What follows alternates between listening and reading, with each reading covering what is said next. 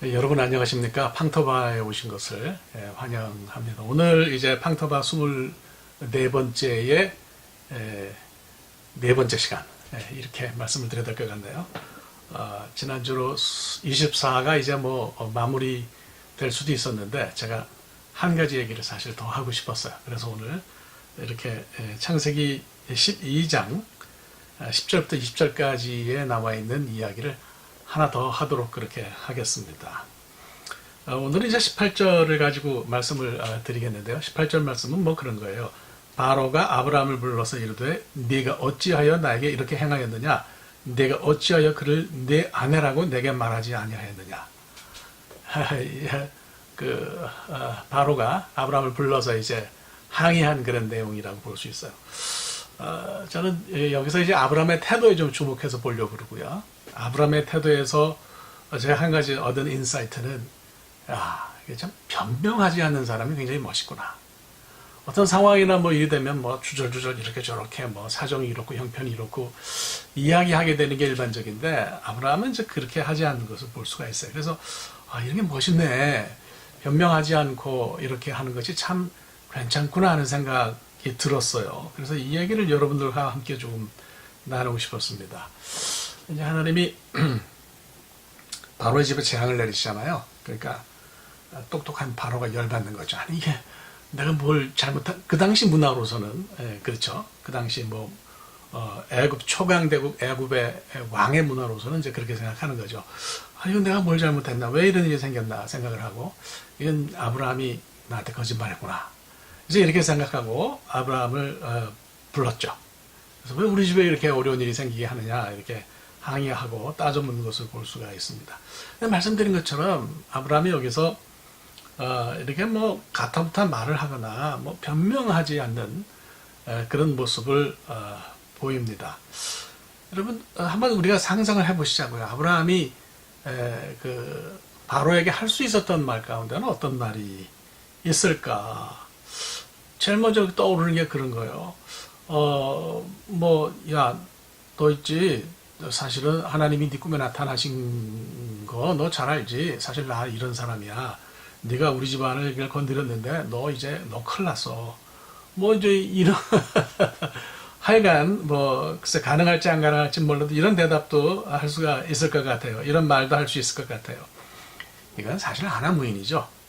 자기 맛대로 모든 것을 해석하는 자기 중심적인 어떤 그런 판단이 여기서 보인다 이렇게 생각할 수가 있어요. 이게 아주 굉장히 좋지 않은 쪽이라 그러면 조금 거기서 이제 굽신거리면서 자기 상황이나 자기 입장을 설명하는 것도 있을 수가 있어요. 사실 가나안 땅에 기근이 왔는데 내가 하나님 말씀을 따라 가나안에 살아왔는데 거기 기근이 있었다. 내가 어떡하겠냐. 내려왔는데 여기는 하란하고 달라서 내가 조금 생각을 잘못한 부분이 있다. 이것을 좀 이해하라. 내가 괜히 그렇게 의도적으로 당신을 어렵게 한 건 아니다. 이렇게 설명할 수도 있었을 거예요. 그런데 아브라함은 어느 쪽도 말하지 않습니다. 변명하지 않는 거죠. 그러니까 이제 이게 변명을 안 하니까 어떤 결과가 나오냐면 다른 사람의 정죄를 부르지 않는 그런 결과가 왔어요. 그러니까 예를 들어서 아브라함이 첫 번째든 두 번째든 그렇게 이야기하면 첫 번째로서는 하나님의 역사를 알지 못하는 나쁜 놈이 되는 거고, 두 번째로서는 아브라함의 형편을 이해하지 못한 속 좁은 왕이 되는 거 아니겠어요?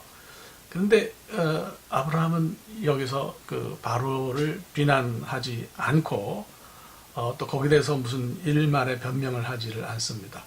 그러니까 창세기 기자가 사실 여기서 아브라함의 잘못을 꼬집어 가지고 책망을 안 하는 거죠. 오히려 이 사건을 하나님께 영광 돌리는 일로 재해석해서 이렇게 설명을 하는 것을 우리가 볼 수가 있습니다.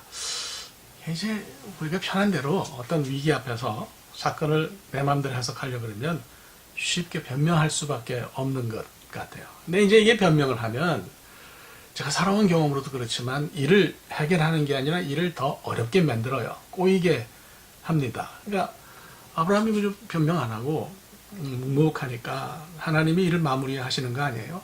그러니까 말하지 않고 타인에게 책임을 전가하지 않는 그런 아브라함을 보면서 하나님이 어떻게 생각하셨을까? 이 친구가 충분히 자기가 잘못했다고 생각하고 그리고 회개하고 있구나. 이렇게 하나님이 생각하셨던 것 같습니다. 우리가요, 어떤 일이 있을 때 타인에게 문제가 있다. 이건 내 잘못이 전혀 아니야. 저 사람 잘못이야 라고 생각하면 일이 꼬입니다. 그런데 그냥 그 사람은 생각하지 않고 내가 나만 들여다보고 이건 내 잘못이 크지 이렇게 생각하면 오히려 일이 해결되는 경우가 많고요. 이게 참 멋있기도 합니다. 그래서 우리가 이제 잘못 생각해서 어려운 일이 생길 수가 있는데 이럴 때 변명하고 싶어지고 뭔가 설명하고 싶어지는 건 우리가 하지 맙시다. 그 하나님 게 멋있는 것 같아요. 변명하지 않고 살면 하나님이 우리를 아시지 않나 이렇게 생각합니다. 제가 한 가지 더 덧붙여서 이제 말씀드릴 것은 뭐냐 하면 우리가요 사실 이런 상황일 때 잘못하면 그게 이 세상으로 하여금 잘못하게 만드는 세상에 죄를 짓게 만드는 그런 일을 하기가 쉬워요. 아브라함이 이제 그 애굽에 내려가면서 하나님께 불순종했잖아요. 더구나 이제 말씀드린 것처럼 꼼수로 문제를 해결하려고 하니까 상황이 더 안 좋아졌습니다. 이게 그냥 더 사실 상황이 안 좋을 수 있었던 것은 아브라함 때문에 바로는 아무런 잘못도 없이 죄를 지을 수 있는 그런 위기에 놓이게 된 거예요. 있잖아요. 아브라함이 그런 잘못을 안 저질렀으면 바로가 그런 잘못을 하지 않았겠죠. 근데 이럴 때 우리가 정말 피해야 될 게 있다는 거예요. 하지 말아야 될 게 있다는 거예요. 하나님 믿는 사람으로. 그게 뭐냐? 뭐 그럴 수도 있지. 뭐 그거 가지고 그래. 응?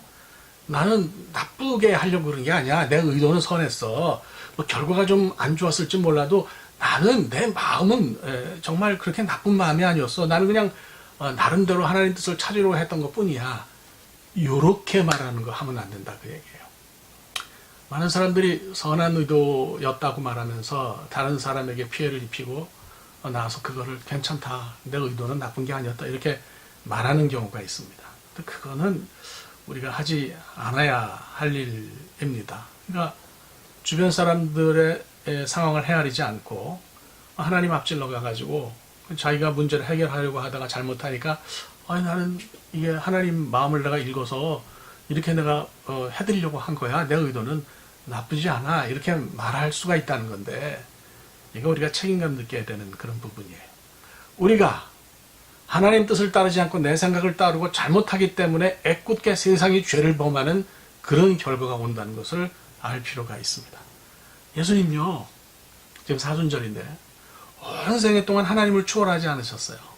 그냥 하나님 뜻을 사람들에게 보이는데 최선을 다하셨다 이렇게 우리가 생각할 수 있어요. 그러니까 하나님이 예수님보다 앞에 계셨어요. 그런데 우리는 뛰어나지도 않은 우리가 그냥 뭐 하나님 종종 추월하잖아요. 그리고 나서 어렵게 되면 하나님 내가 봐드리려고 그런 거야. 내가 하나님 뜻대로 하려다 이렇게 된 거야. 내 의도는 나쁘지 않았어. 이렇게 이야기한다는 거죠. 안타깝게 그지 없습니다. 사실 우리가요 세상이 나빠서 내가 죄를 짓고 살아 이렇게 생각할 때가 많아요. 세상이 나빠. 세상이 악하기 때문에 내가 이렇게 어려움을 겪는 거야. 이런 생각 자주 합니다. 그런데 그걸 반대로 생각은 잘 할 줄을 몰라요. 내가 세상 사람들로 하여금 내가 잘못하기 때문에 세상 사람들로 하여금 죄를 짓게 만든다. 이런 생각은 잘 하지를 않습니다. 근데 여러분 생각해 보면 그런 경우가 사실 있는 거예요. 우리가 잘못하기 때문에 오히려 애꿎은 사람들이 잘못하고 애꿎은 사람들이 실수하고 이렇게 되는 경우가 있어요. 그러니까 참 하나님 믿는 사람들은 책임감이 중요하다고 생각합니다. 아브라함은 뭐 그 애굽으로 내려온 그런 과정 속에서 잘못한 것이 꽤 있었지만은 그러나 순간순간 그는 그 특유의 어떤 그 신중함으로 더 이상 큰 잘못을 저지르지 않는 것 같아요. 그래서 여기서 만약에 바로랑 한판 붙었다든지 네가 잘났니 내가 잘났니 하면서 한판 붙었다든지 혹은 뭐 굉장히 그 바로를 지적질을 했다든지 바로를 블레임 했다든지 혹은 뭐 자세를 낮춰가면서 내가 상황이 이렇다든지 뭐 이렇게 변명했으면 일이 굉장히 꼬였을 거고 아브라함과 바로는 좋지 않게 끝이 났을 거예요. 그래서 뭐 아브라함이 가나안으로 그냥 무사하게 올라가는 일도 없었을 수도 있을 것 같다는 생각이 듭니다. 여러분 잘 생각합시다. 변명하지 않는 사람이 멋있고요. 내가 변명해서 다른 사람을 블레임하지 않으면 오히려 그 사람들로 하여금 죄 짓는 걸 막아주는 역할을 하는 거예요. 그런데 내가 잘못하면 오히려 세상 사람들로 하여금 죄를 짓게 만든다. 이런 생각을 우리가 좀 해야 될 것 같습니다. 오늘 이쯤에서 정리를 하면 좋을 것 같고요. 수요일 날 업로드 할 게 이제 방터가 25인데요. 창세기 13장으로 넘어가겠습니다. 12장은 그만하고요. 창세기 13장 1절부터 3절까지 말씀을 가지고 여러분들과 함께 생각하려고 합니다. 와주셔서 감사하고요. 듣고서 괜찮으시면 돈 드는 거 아니니까 구독 신청도 한번 해주시기를 부탁드립니다. 정말 너무 감사합니다. 고맙습니다.